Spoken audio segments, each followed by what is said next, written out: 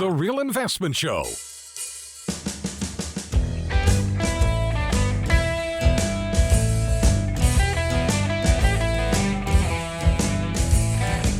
And welcome back. So the Secure Act is going to take a while for everybody to digest. Based to Danny's point, it's like alphabet soup with a lot of letters in it. And different triggering times and events. So what I do like, Danny, is Roth, obviously, the message overall theme in this bill is Roth is not going away, right? Correct. I mean, the only thing I worry about is you're going to have simple and SEP Roth IRA options. But how long is it going to take, say, for companies to say you have this option or paperwork done to complete that through major custodians? Just like I can now take my employer match and place it in Roth. And I don't know if those mechanisms will be in place or when they'll be in place. See, that's going to be a company by company, custodian by custodian.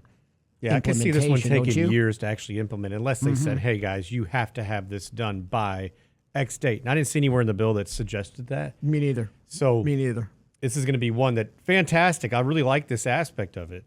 And like you said, it further solidifies the thought that Roths are not going away. Those contributions are needed because they need your money now, not later. And we've said this, even though they've battled Roth with Peter Thiel and all of that, that you and I have been steadfast saying that Roth is the J.G. Wentworth of accounts. The government gets money now, so it made sense that they expand these options. So they're closet endorsing it to some degree. Now, here's what I don't like about this. The emergency savings aspect to this bill. The leakage. Yeah. I mean, you could take money out of your IRA account for pretty much anything, but now plan participants can withdraw $1,000 a year without early withdrawal penalties and must repay within 3 years. And then you have to wait another 3 years to take out another $1,000. Now, again, you're still subject to taxes. So that's still a thing. In addition, a rainy day account will be offered where employees contribute $2,500 a year and allowed 4 penalty-free withdrawals per year. I don't like mixing this stuff up. I think you have to have that emergency reserve, but they just can't get away from the leakage because Wall Street wants the money. It's just, again, I don't like the blending of this. What do you think? No, because like you said, they want the money. So essentially you're encouraging, and I think that, we talked about psychology just a bit ago, and I think this is a huge part of it, where if you set these funds aside, psychologically, you need to think this is not going to be touched until retirement. So what do you need to do? Number one. Yep. You need to build that foundation. You need to build the emergency funds. You need to bolster the financial vulnerability cushion. God forbid, multiple things happen in 1 year that are just, things cost money, right? And then you can start funding these types of accounts aggressively.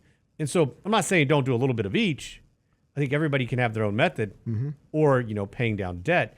However, I think this is a problem because what it's teaching people to do is that, hey, I'll just put these funds aside. It's easy, which is great. And I think that we need to make this easy, right? We always talk about paying yourself first, putting things on autopilot. Yep.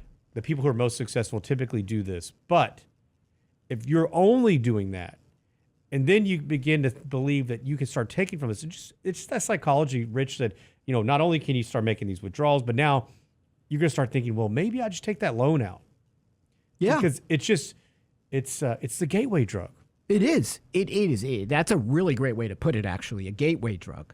And financial pundits push this drug, right? They zealously promote these tax-deferred accounts as opposed to helping the masses prioritize and plan how to save and invest. See, at RIA, right, we've created this hierarchy, as Danny pointed out.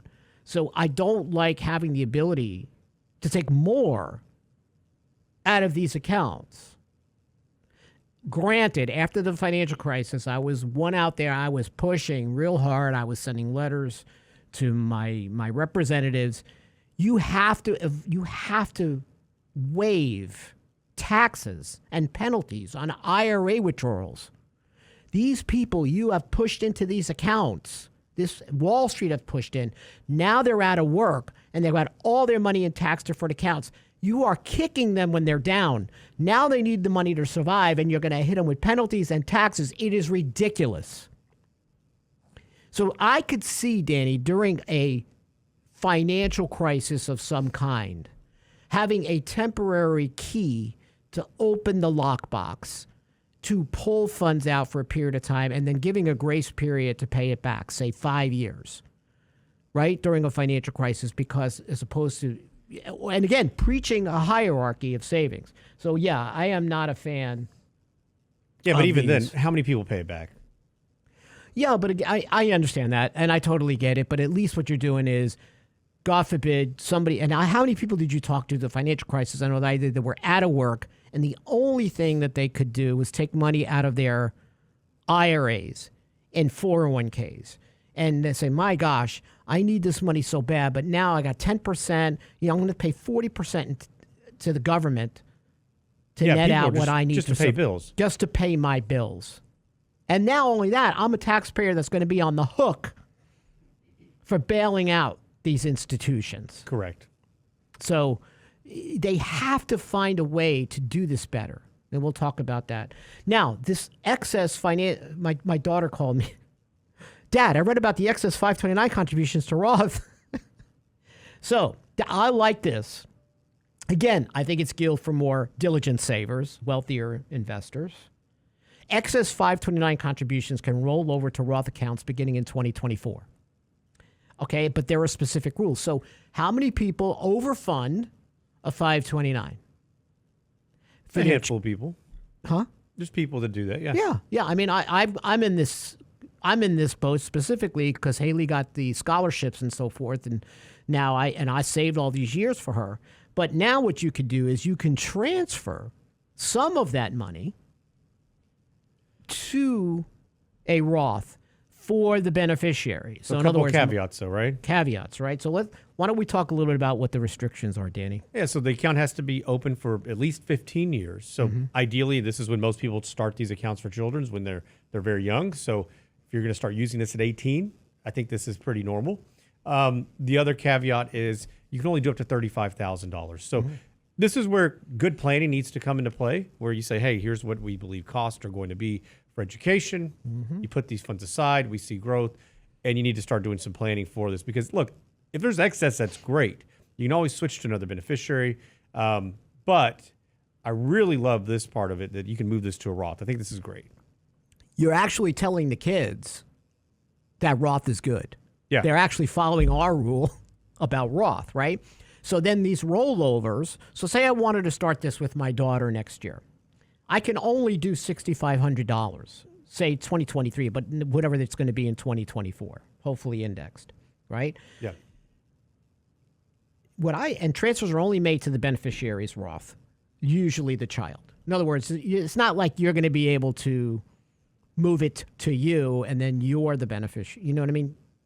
Again, you're going to have to follow these rules to do these transfers, and there is, to Danny's point, a cap of $35,000. But if you're doing this for your children and you are now putting the money in Roth, the government is telling you, we like Roth for your kids. And that's something we've always talked about, custodial Roths, Roths for young people, Roth 401k starting out, not traditional tax-deferred Roth, tax-deferred IRAs and 401ks. So I sort of like this. I don't understand some of the caps on this. But like you said, Danny, if you're planning properly, maybe you don't overfund these to begin with. But, again, there's a lot of turmoil with colleges and how kids are going to be looking at things over the next couple of decades. Yeah, no, I right? agree. But what better gift can you give a child, obviously paying for their education, and then if you can start them off. I mean, imagine $35,000 in a Roth at 22, 23 years old. Yeah. That's pretty fantastic. You know what I wonder about? So now you say you have done a 529 in a state that has given you a state tax deduction. Okay. For your 529 contribution. And now they get wind that, Danny, you're going to move some of that money that I gave you a deduction for. How dare you? That's my Greta. How dare you? Oh, that was pretty good. Into a Roth. Would I come back to you and say, you know what? We're going to tax you on that on a state level because we gave you a deduction for that purpose and now you're not going to use it and the money's going to come back? I wonder if states find a way to... It's just something I think about. Yeah. You know, can those states come back and say, you know what? That's a good concern. I mean, I would think that there would be some way when that occurs that I would assume they would try to come back and say, hey. It doesn't sound great if Janet goes, how dare you? That's what Greta's going to sound like, though, in 40 years. So, so the Roth is, again, there's ways that this bill is giving you a heads up for Roth. And we don't talk about Peter Thiel anymore and how evil he is. Ultimately, though, you're going to have to sit with your advisor, understand the mechanics of this. There is also the ability... Now, qualified charitable distributions are very popular. So people that hit their required minimum distribution age wind up giving quite a bit of money to charity for the deduction. I do like this ability for you to spin some of this off, Danny, to unitrusts or charitable trusts, which means your financial advisors are going to have to bone up on charitable trusts. And not everybody's going to want to do a charitable trust, but some will. So this gives you once-in-a-lifetime ability to move $50,000 as part of your qualified charitable distribution. What do you think about this? I think this is a great idea. But you could put these funds aside and use them for charity. I mean, I think charitable intent is always great. People historically, especially right now in this environment, they've been going more towards, I think the charitable trusts haven't been as popular as of recent. And what we've seen a lot more people use is like private charitable foundations, yes, or even more so donor advised funds. But I think this is a good segue into it. You know, there are people, listen, I believe there are going to be a lot of single retirees. In other words, they didn't have family. They've been divorced, they never got remarried, they're by themselves, and they don't want to leave that money to the government. They might, and they're in a higher tax bracket, you might see more of a use in charitable trusts for tax-free income down the road. So just something to keep in mind. We get back, we're going to talk about what is the biggest predictor of lifelong health and happiness here on Financial Fitness Friday. Stay tuned. The Real Investment Show.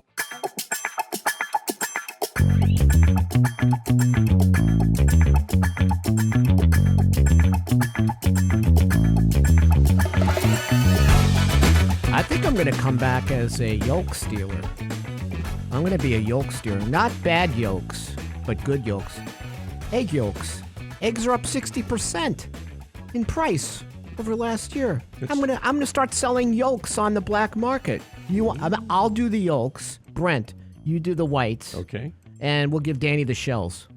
I don't know what he's going to do with those. Well, we make fertilizer out of them. Compost. Compost, yes. I know inflation is 6.5%. That's the Laughable, the LPI, the Laughable Price Index. Because when you go to the today's theme we need is to trademark that. You know, watch the what's today's financial garage? What are we talking about? What's documents in the your financial garage. Financial garage. Yeah. Yes. You know, because we're finding that we're also keeping client records in my garage next to my Pinto, but it's locked.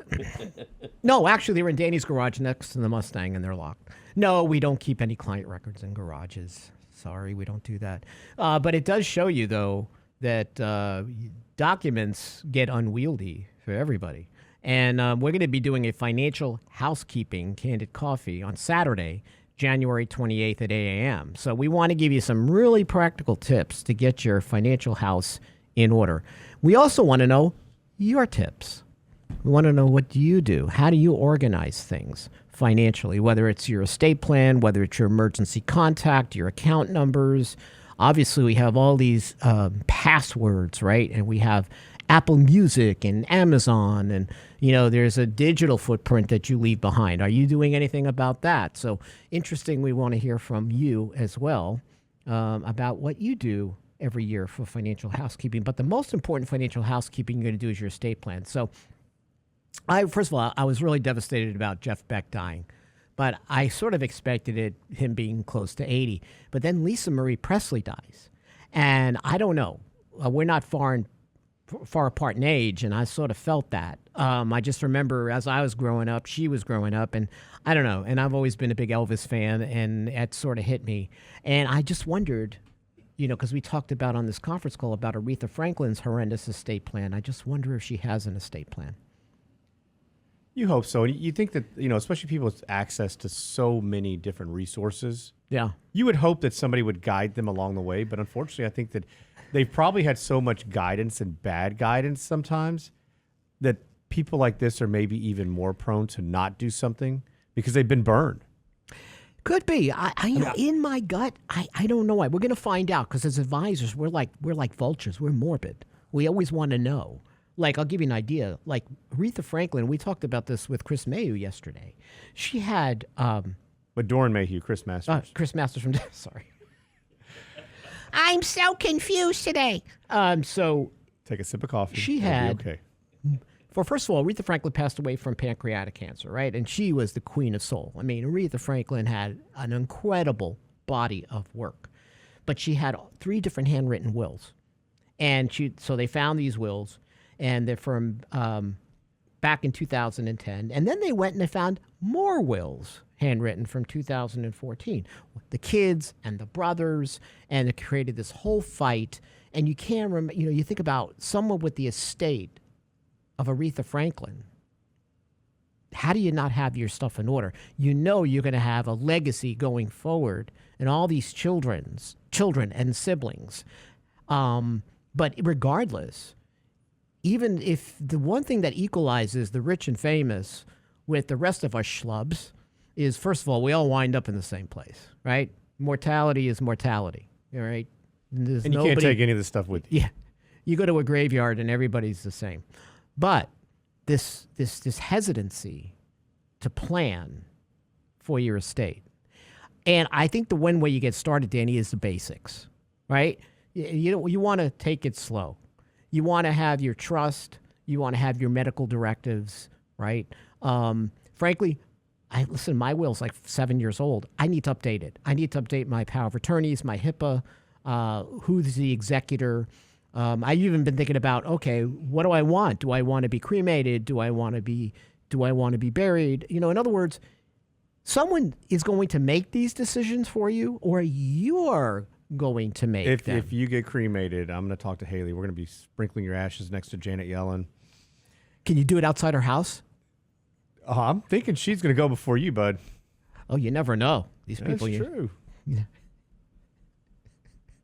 I'm staying quiet over here. I'm going to come back to haunt her with my voice. Yeah. Of her. Oh, yeah. Oh, my God, I've been visited by 3 ghosts, and they all sound like me. So it's really, but again, you would have to make do you want your children, Danny, or your wife, say you want Michelle, do you want her, even though she would make the best decision, do you really want her to have that responsibility if you are on life support? Don't you want to, the ultimate gift I think you give to your loved ones is you've made this decision. They're carrying out this decision. Absolutely. Make it as easy and as stress-free for those who are behind. So I look at creating the estate plan and trusts and things that you need to do to preserve your family wealth going forward for your children and your grandchildren, right? To this immortality, and actually feels good that you are doing the right things. That doesn't mean you're going to die tomorrow. I had someone tell me, if I do an estate plan, I put a bad juju out there. And that means I'm going to die soon. And that is I've heard, you and I, Danny, we've heard the craziest reasons why people procrastinate from making financial decisions or maybe taking Social Security early or whatever it is. But this one took the cake. Like, I had to sit there for a bit. Yeah, but if you're putting out that bad juju, whatever, and you do pass, you got everything the together. Day after, you're done. What do you The care? net result is good. Yeah. Yeah, what do you care? As long as you have a wonderful wife, you have 2 grown children and grandchildren, don't you want to make sure that everything is in place for them because you love them, right? I think that's the most selfish thing you can do is not have an estate plan. Well, it is selfish because you're not worried about them. You're worried about you. Exactly. I mean, there's no other way.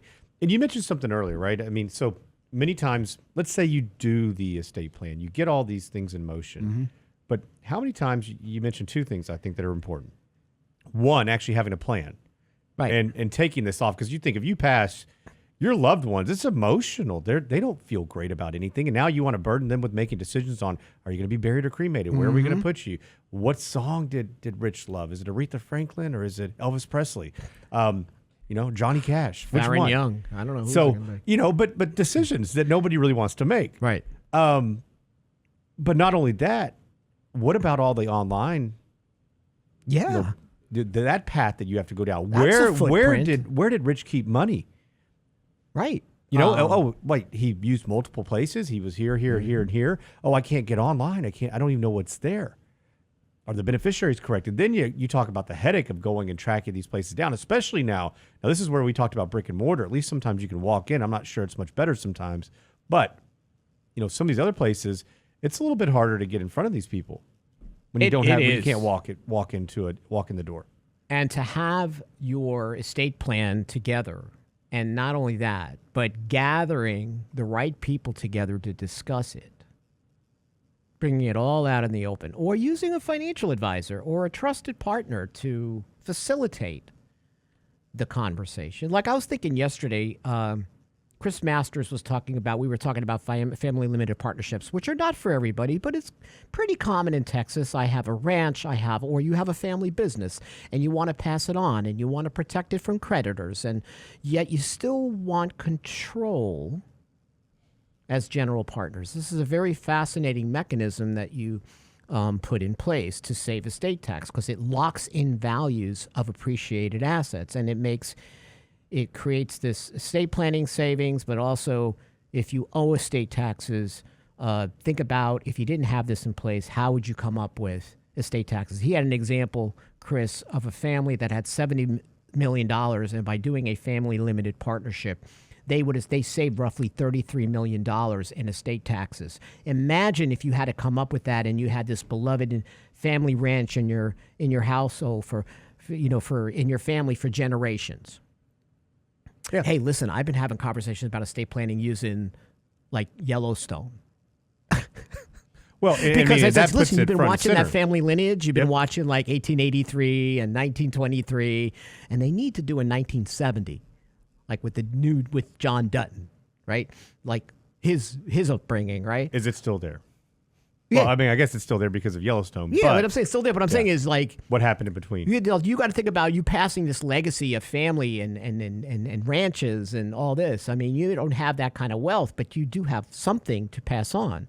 I'm not trying to do anything to get anybody to do a darn estate plan, Danny. I mean, I'm reaching. I'm reaching. It's just so hesitant. It's just like how people don't have life insurance. I see all the time. I'm on Facebook and I see this young family, and God forbid the dad dies or the mom dies, and they have a GoFundMe, and they have young children. They have no life insurance. I mean, these are the DNA of financial decisions, right? These are the basics. When you start having children, I have people I work with that have young children. They have yet to name guardians. Ooh. I mean, stuff like that. And I know this is a tough conversation with your family, right? With your husband and your wife. Like, oh, no, not your crazy sister, Mildred. Well, and with your family, right? Because it may not be what, you may argue over who it is, and it may not be family. Right.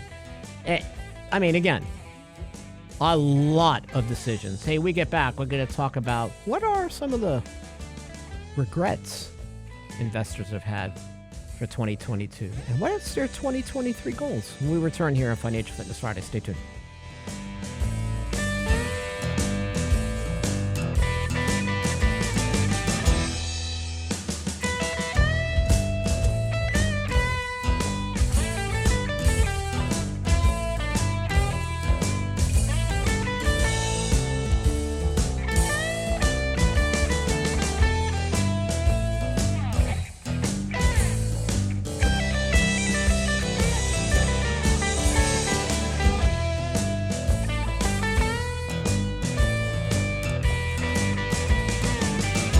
Real Investment Advice blog. It's required reading for the informed investor. Catch it today at realinvestmentadvice.com.